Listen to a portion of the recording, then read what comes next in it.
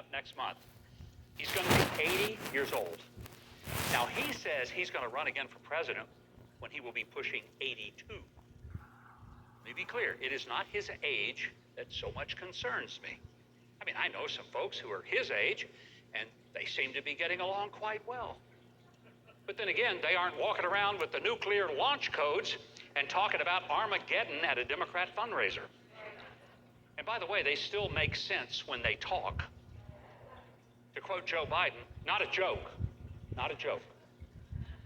I mean, even the prima donna primping princes and princesses of the DC press corps are starting to demand information about the president's mental acuity after he followed a video tribute to recently deceased Congresswoman Jackie Walorski with this unforgettable moment. Jackie here? Where's Jackie? I think she was going to be here. Yeah, there was a reason she wasn't there, Joe. She died. And what really was tragic was they had just shown a video, a tribute to her. He'd just seen it. And then he looks around and says, where's Jackie? Is she here? I don't guess she's here. Look, sometimes he just slurs through a sentence, and it makes no sense whatsoever. Roll the tape. Putin's kleptocracy. Yeah. I was going to put 2 words. Made in America. For 2 reasons. One,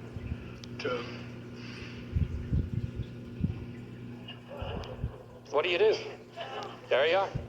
I mean, concerns about his cognitive ability as well as his simple honesty, well, arise when he starts telling stories as if he's Forrest Gump, showing up in every moment of American history as if he was really there. I begin to think that he's really not going to Rehoboth Beach in Delaware every weekend. He's going to Fantasy Island to dream up new things that he remembers doing. You know, like he remembers driving an 18-wheel truck, getting 3 college degrees and graduating first in his class in law school on full scholarship, or being raised by Puerto Ricans in his hometown, having his house catch on fire, killing nearly 2 firemen, or spending more time in a synagogue than local Jews, or having marched in civil rights and getting arrested for it several times, saying his son Bo dying in Iraq, or when he talked about how he rode with his mother on an Amtrak train even though it was 6 years after she died, or getting into a chain fight at a swimming pool with some dude named Corn Pop. You see, the problem is none of it ever happened. There is no record of any of it. I mean, even the Washington Post did an article pointing out that Joe's been serving more Whoppers than Burger King, folks. And after watching him shuffle from the podium after he speaks, I mean, it's truly sad.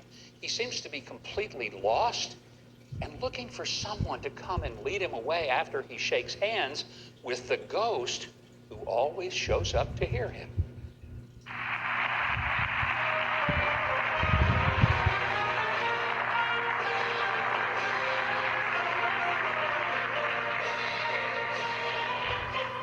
So what if he really is addled? Hey, forget a re-election run. What if one day he just wanders off the stage and doesn't come back? Could happen. Hey, but before you get too excited about that, then Vice President Kamala Harris would become president. Now, imagine our being faced with a potential nuclear war, and then her speech to the nation goes something like this. Love Venn diagrams, so I just do. Whenever you're dealing with conflict, pull out a Venn diagram, right? And so, you know, the 3 circles. Yeah, we know all about those 3 circles. Yeah. You know, we are less than a month from midterm elections. And we don't get to pick a new president next month, but we do get to pick a new House and Senate. And we might want to make sure that there is at least a speed bump or a roadblock to having these 2 pushing stuff through a highly partisan and clearly incompetent Congress.